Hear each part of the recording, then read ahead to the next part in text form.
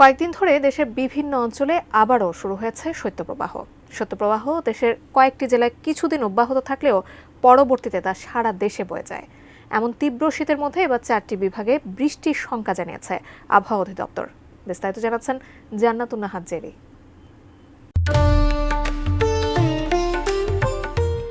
ঢাকা সহ দেশের 4 বিভাগের উপর দিয়ে বয়ে যাচ্ছে শৈত্যপ্রবাহ।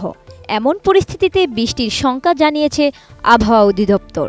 30 জানুয়ারি আবহাওয়ার পূর্বাভাসে জানানো হয়েছে আগামী 24 ঘন্টায় গুড়ি গুড়ি বৃষ্টির সম্ভাবনা রয়েছে। বাংলাদেশ আবহাওয়া অধিদপ্তরের মোহাম্মদ শাহিনুল ইসলাম জানান, উপমহাদেশীয় উচ্চচাপ বলয়ের বর্ধিতাংশ বিহার ও তৎসংলগ্ন এলাকায় অবস্থান করছে।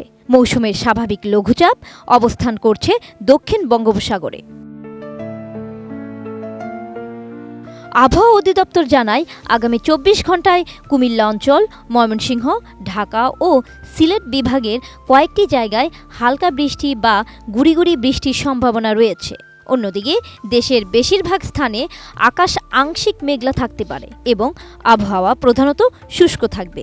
তবে রাত থেকে সকাল পর্যন্ত সারা দেশে কিছু জায়গায় হালকা থেকে মাঝারি ধরনের কুয়াশা পড়তে পারে। কোয়ালিটি সম্পন্ন আন্তর্জাতিক মানের still bar CSRM, committed for better still.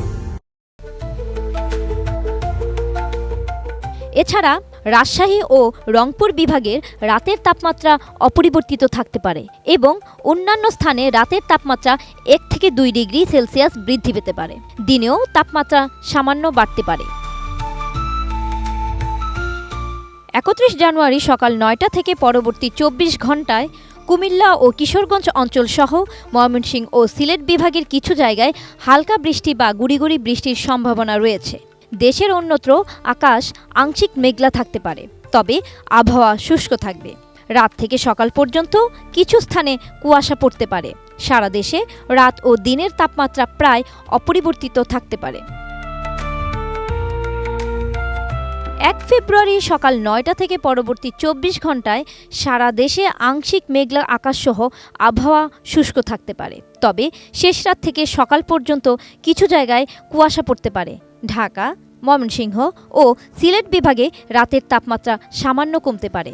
অন্যদিকে দেশের অন্যান্য স্থানে রাতের তাপমাত্রা অপরিবর্তিত থাকতে পারে। দিনের তাপমাত্রা প্রায় অপরিবর্তিত থাকবে।